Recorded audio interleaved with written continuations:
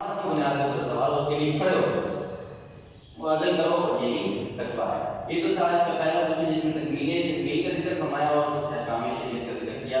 پھر آگے رکوع نمبر 3 سے لے کے 6 تک پہلے کہا کہ شریعت مکمل ہو گئی ہے اور کہا کہ اب ذرا جان مارو کھڑے ہو جاؤ, تم نے شریعت مکمل ہو گئی ہے, اس کو تم نے رکوع عرضی تک پہنچانا ہے, اس زمین کے اوپر بھی رب کا نظام قائم کرنا ہے, اس قطرے میں تم رہ رہے ہو اور اس کے ساتھ تم نے اس انقلاب جو آئے گا اس زمین پہ تم نے دوسرے ممالک تک بھی پہنچانا ہے. اور آج ہمارے لیے یہی ہے کہ سب سے پہلے پاکستان کو خالص اسلامی ریاست بنائیں. وہ ایک منافقانہ خالص اسلامی ریاست نہیں کہ جس کا ہمارے بڑوں نے تو بڑے اللہ سے دو رو کے دعائیں مانگی تھی, گڑا کے دعائیں مانگی تھی, لیکن ہم نے جو اللہ سے وعدہ خلافی کی وہ ہم سب کے سامنے ہے. تو پھر ان لوگوں کا ذکر کیا گیا جو نفاذ شریعت جہاد سے پہلے طے کرتے ہیں. تو اس میں کہا گیا کہ یہود کی جو لعنت اللہ تعالیٰ کی برسی ہے نا وہ ایسی شکلی کی وجہ سے برسی ہے. انہوں نے کہا کہ اللہ ہمارے پاس سے ہم کرے کہ ہم جہاد کریں, تو نفاذ جہاد سے انکار کر دیا. پھر اللہ تعالیٰ کہتے ہیں اے ایمان والو آ گئی کتاب, آ گئی تمہارے سامنے تمہارے لیے کتاب اور نور اللہ تعالیٰ کی طرف سے, تم اس کی پیروی کرو.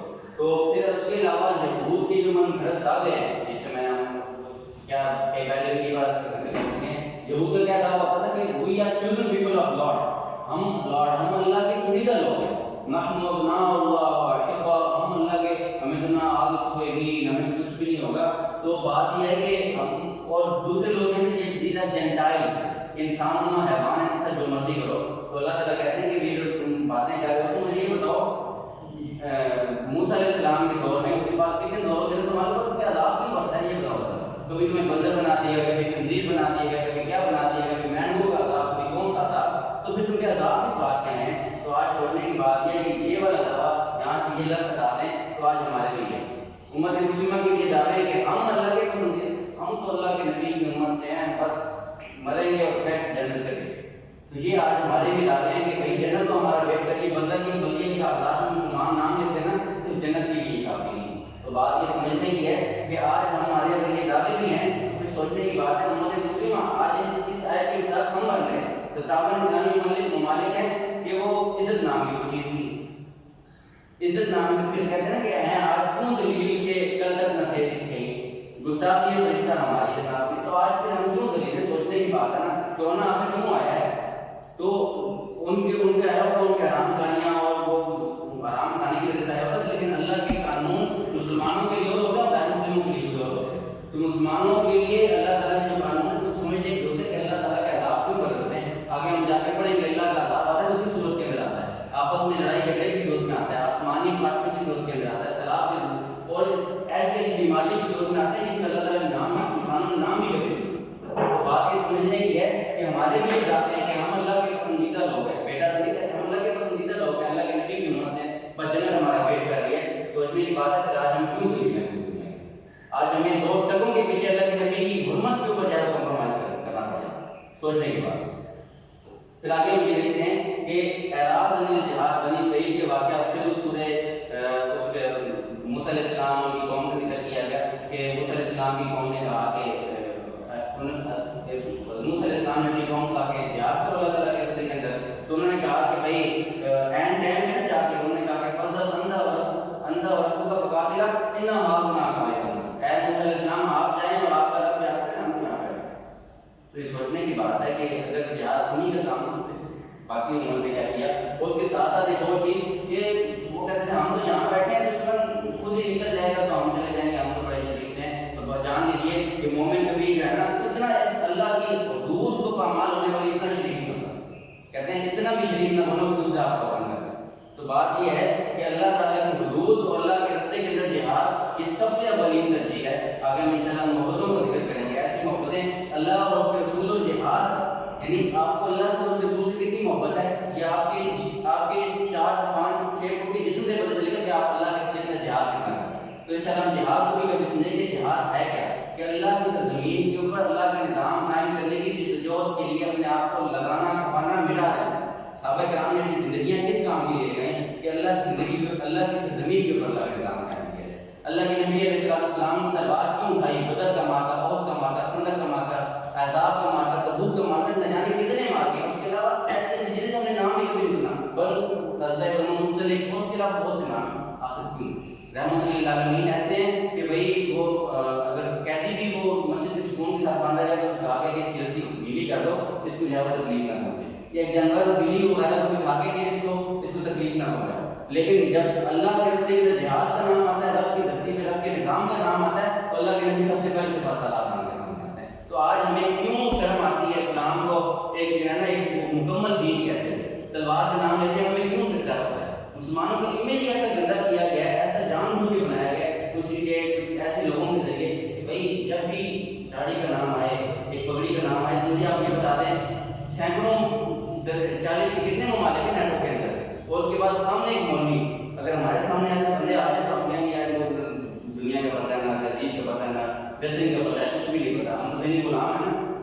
وہ ان کے سامنے وہ ٹیگے کے ساتھ اس طرح کر کے جا رہے ہیں. آپ دیکھو گے افغانستان کے اندر طالبان افغانستان کا ذکر کرتا ہوں تو کس طرح سے انہوں نے پوری دنیا کے سامنے اللہ کے سامنے اللہ تعالیٰ کا بتایا کہ تم جیسی قدر نہ جانے کیا کیا کچھ لے آؤ، لیکن اگر اللہ پہ ایمان ہوگا نا ہمارا، اللہ کی دھرتی پہ ہمارا اگر ایمان ہوگا تو آپ مومن ہی ہے، وہ بتایا آپ کو. تو یہ بات سمجھنے کے اعراض میں تھا، تو یہ اس سوال سے ذکر کیا. پھر اللہ تعالیٰ ایک نچوڑ بتاتے ہیں کہ قربانی کرنا کسی قبول ہوگی، تقویٰ والی قبول ہوگی. اس کے وہ کس واقعے کے ذریعے ہمیں یہ میسج ملتا ہے؟ وہ واقعہ ہے کہ سر حابیل و قابیل ہم نے سنا ہے کہ شروع کے اندر ظاہر بات ہے نسل انسانی اتنی گروتھ نہیں ہوئی تھی، اماں ہوا اور ہمارے والد ابا آدم علیہ السلام تھے. تو وہ یہ تھا کہ جس طرح سے جب ڈلیوری ہوتی تھی، جب 2 بچوں کی اکٹھے پیدائش ہوتی تھی، ایک لڑکا اور ایک لڑکی، تو اصول یہ تھا کہ اس وقت محرم نے محرم کی تقسیم بھی داری بات ہے، کس طرح سرسدی صاحب ایک ہی بہن بھائی تھے، تو اس کی تقسیم اس طرح تھی جو اکٹھے 2 جوڑواں ٹوئنس پیدا ہوتے تھے، ان دونوں بہن بھائیوں کا آپس میں نکاح نہیں ہو سکتا جو، لیکن جو الگ کسی اور معاملے میں جب اکٹھے اور الگ سے ہوتے تھے تو ان کا آپس میں نکاح جو ہے وہ ہو سکتا تھا. تو حابیل کو کیا کہ وہ اپنی بہن پسند آ گئی جو اس کے ساتھ ٹوئنس تھی. اب میں شاید کنفیوز نہ ہوں حابیل اور قابیل ناموں کے اندر، اگر آپ میں اس چیز کو یاد ہو تو مجھے اس میں رہنمائی کر سکتے ہیں. تو خیر جو دوسرا بھائی تھا جس نے ظلم کیا تو اس کو اپنی ٹوئنس بہن پر پسند آ گئی. تو یعنی عورت کی محبت کے اندر آپ یہ دیکھیں بھائی بھائی کے رشتے ہوں.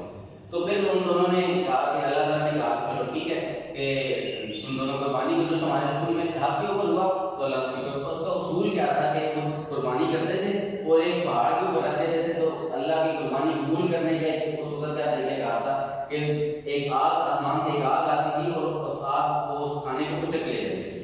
تو اس کا مطلب جس کا کھانا اچک کے لے لیا جائے تو اس کا مطلب اس کی قربانی قبول ہوئی. تو جس بھائی یعنی جو بھائی حق کے اوپر تھا اس نے کہا کہ مطلب دیکھ لو اللہ جس کو قبول کر لے، لیکن وہ قابل ہی قبول ہوگی.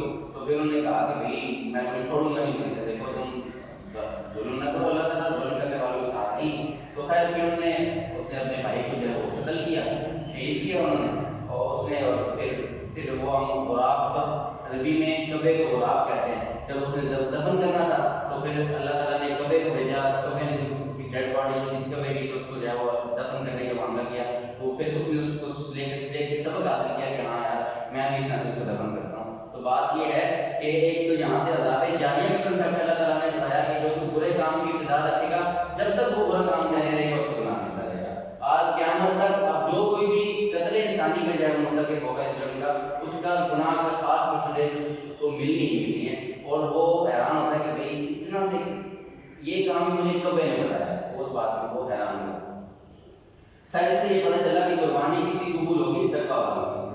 آگے ہے کہ تقویٰ کا جو ہے نا اگر ایک اور آیت مبارکہ ہے جس کو ہم بہت مشہور ہم سنتے رہتے ہیں، یا الذین آمنوا اتقوا اللہ ایمان والتقویٰ، تقویٰ اختیار کرو وابتغوا الیہ الوسیلہ، اور اللہ تعالیٰ کا وسیلہ تلاش کرو. اب وسیلے سے کیا مراد ہے؟ وسیلے سے یہ مراد نہیں ہے کہ یعنی اللہ تعالیٰ کے ساتھ ہماری ایکسیس نہیں ہے، یعنی نعوذ باللہ اللہ تعالیٰ ہمیں کہہ رہے ہیں کہ نحن اقرب الیہ من حبل الورید، میں تمہاری شہادت سے بھی زیادہ قریب ہوں. کہیں وہ کہتا ہے کہ بھائی تم مجھے پکارو میں تمہاری آواز سنتا ہوں. تو اللہ تبارک تعالیٰ کو تو ایک کسی میڈیم کی یا اس کی تو ضرورت نہیں ہے نا ہمیں، میں آپ سے بات کروں تو ایک کسی میڈیم کی ضرورت ہوگی اس طرح میں آپ کی آواز پہنچا سکوں. تو اللہ تبارک تعالیٰ تو میرے اتنے قریب ہے، قریب اتنا کہ جناب وہ نحن حبل الورید سے ایک شہادت سے زیادہ قریب ہے، وہ دور اتنا کہ بھائی وہ پوری دنیا کے اوپر چھایا ہوا. تو بات یہ ہے کہ یہاں پہ وسیلہ ایک خاص مقام ہے، ایک اللہ کے ہاں قربت کا ایک خاص مقام ہے جسے مقام محمود بھی کہا جاتا ہے. ہم دیکھیں یہ اللہ سے ہم سنتے ہیں وہ اللہ کے وسلم کا ارشاد ہے کہ نماز کے بعد میرے لیے وسیلے کی دعا کیا اذان کے بعد. تو وہ ہم پڑھتے ہیں نا کہ ورزقنا شفا، وہ اس میں وسیلہ کا خلاصہ آتا ہے اس کے اندر. خیر وہاں پہ بھی ایک لفظ آتا ہے، آپ نے آپ کو یاد ہوگا، خیر میرے مائنڈ کے اندر زبان کے اوپر الفاظ نہیں آ رہے، تو کہنے کا مقصد یہ ہے کہ اللہ تعالیٰ کا قرب و مقام محمود تلاش کرو، اس کے قریب جاؤ، اور آگے اللہ تعالیٰ نے کہا کہ کس طریقے سے وہ مقام محمود ملے گا تمہیں، وہ تمہیں جہاد کے ذریعے ملے گا۔ اور پھر آگے چور کی سزا کا ذکر ہے، وہ ساری چور چاہے مرد ہو چاہے عورت ہو، اس کی سزا کیا ہے، اس کا ہاتھ کو کاٹا جائے۔ اور پھر ایک یہ سوال آتا ہے کہ فقہ کے اندر ایک چیز بتائی گئی ہے کہ چور کسے کہتے ہیں، یہ چور ایک کتنی اماؤنٹ کے اندر وہ چوری کرے تو وہ چور کہہ رہا ہے، اور یعنی ہاتھ کاٹنے تک کہ اس کی اتنی بڑی نوبت آ جائے، تو وہ یہ